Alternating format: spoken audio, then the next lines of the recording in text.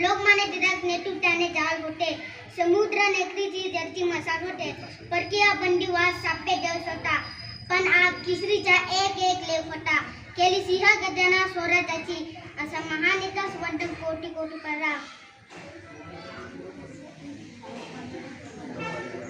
लोकमान्य टिळकांचा जन्म 23 जुलै 1856 रोजी रत्नागिरी जिल्ह्यातील चिखली या गावी झाला.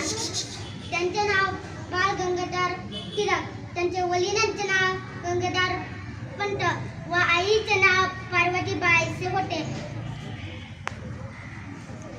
लोकमान्य टिळक लोकजागृतीसाठी किशोरी व मराठा वृत्तपत्रे सुरू केले.